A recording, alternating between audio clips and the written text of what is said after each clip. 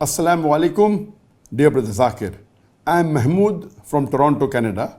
I am a postgraduate student of life science. Muslims today are divided more than ever before. And most of us are being misled by constant propaganda and false celebrities who distort Islam but pose as Muslim scholars.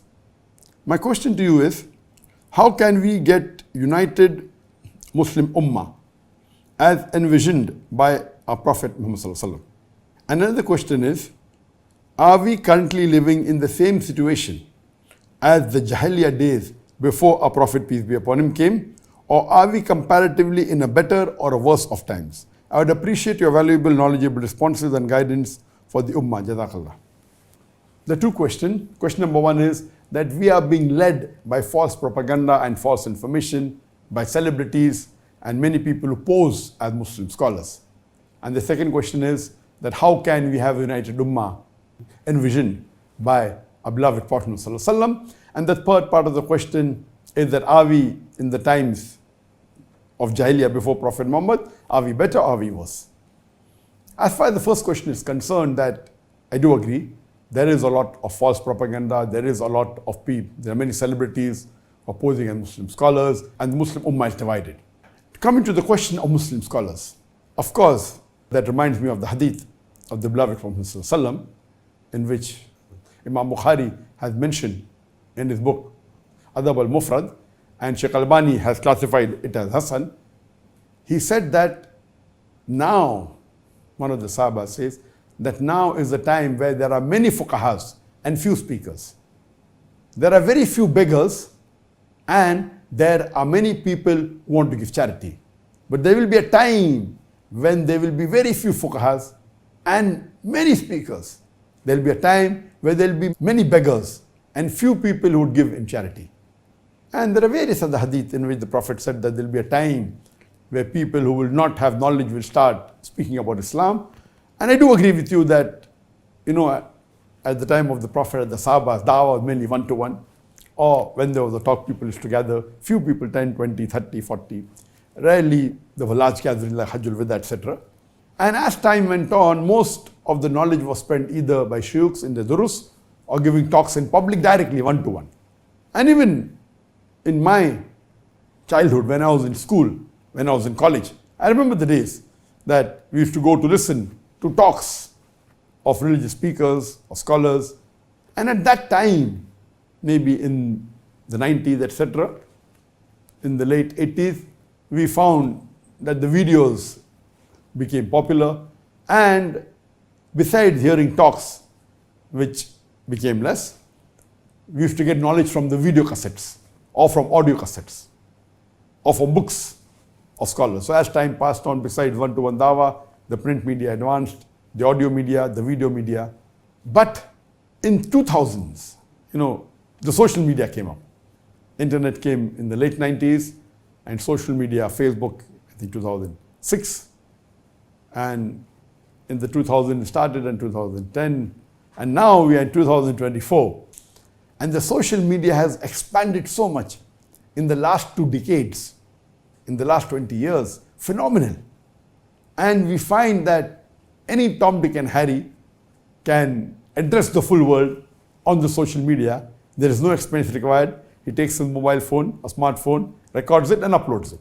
He may have few views, he may have hundreds, thousands, or even million views. But to address to the world has become very easy. Because of the social media, the pros and cons. There are pros is that, okay, you can spread the deen faster. The cons are that even the fayyash and the wrong things spread faster. And even those people who want to distort the religion or want to spread wrong things become easier.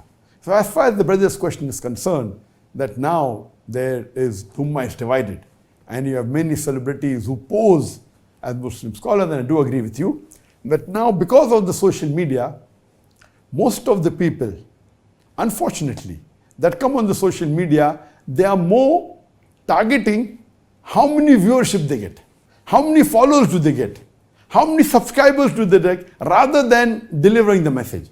And unfortunately, this trend has even crept amongst the Muslim speakers. I'm not talking about the non-Muslims, what they're doing wrong, but even amongst the Muslim da'is or the Muslim Islamic speakers, most of them, I wouldn't say all, are more bothered about how many views they gather on the videos, how many subscribers they have, how many followers they have on the social media, and what's happening by this trend. It's happening to the non-Muslims also in this other social media, but unfortunately, even amongst the Muslim speakers, what's happening is that instead of the knowledgeable people guiding the society is guiding the knowledgeable people. So those people who come, they are more bothered on what the society likes, so they tailor their talks according to society, not according to what is required by society. So, you know what, when we consult the experts of social media, they'll say, okay, if you want more views, you're an Islamic speaker, but you make a video on how to cook. So when you start making a video how to cook biryani, maybe you'll get 1 million views. And what they're saying is a fact. Because, people like to know things which are different, not only talks. So, and you may find that the expert of social media will tell you, okay, you play maybe with a cat, the largest pet amongst humanity's cat. So if you play with a cat, you'll get more views. So unfortunately, not all, but many, can say most of them, are guided by the society on what they want. So they're changing their matter on what is wanted by society rather than what is required by society. And this trend is very dangerous. And coming to your question of Muslim scholars, I would say that based on the hadith, that the fuqahas are very few. According to me today, the scholars are only a handful, maybe 100 or maybe a couple of hundred, not more than that.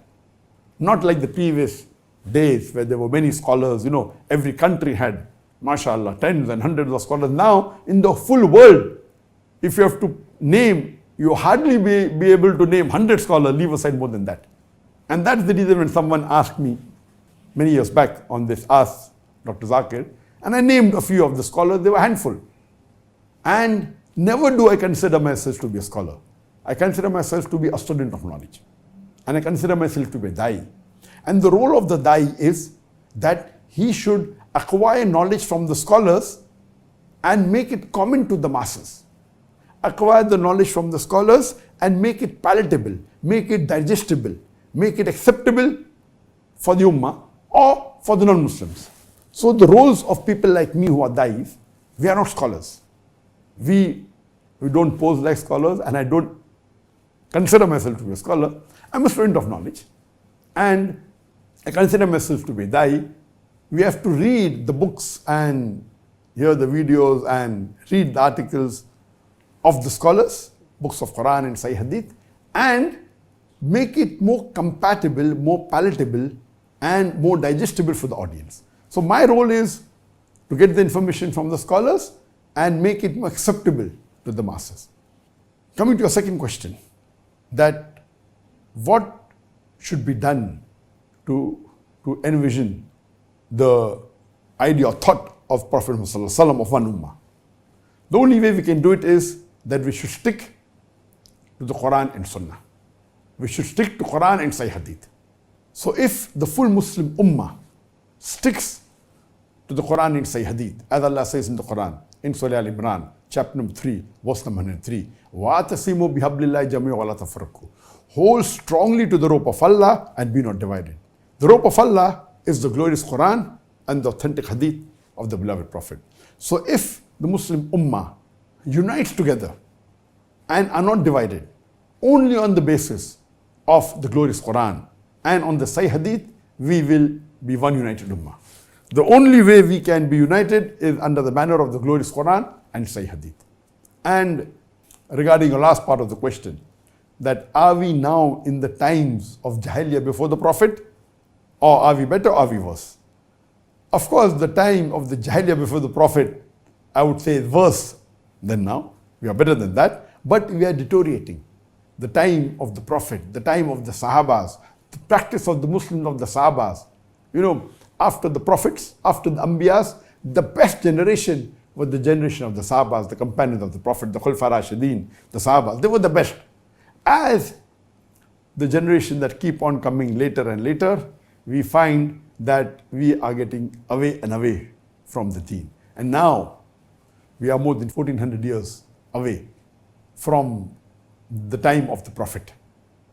And of course, the times have deteriorated, the going more down and down. But yet I feel we are yet better than the Jahiliyyah, the days before the Prophet. And we pray to Allah subhanahu wa ta'ala that may He give us the wisdom, the hikmah, and the courage, and the patience, that all the Muslim Ummah be united. You know, the non-Muslims, they are so much against the Muslims. There is no way that we Muslims can differ. We should leave aside our small differences and unite together on the banner of Quran and Sahih Hadith. And see to it that when we deliver the speeches and talks on Islam, see to it that the message you give gets a person closer to Allah and His Rasul. See to it that they get closer to Allah and Rasul. So that, inshallah, all of us, we pray to Allah subhanahu wa ta'ala that all of us, all the Muslim Ummah, we will enter Jannat al-Firdaus. Inshallah. Ameen.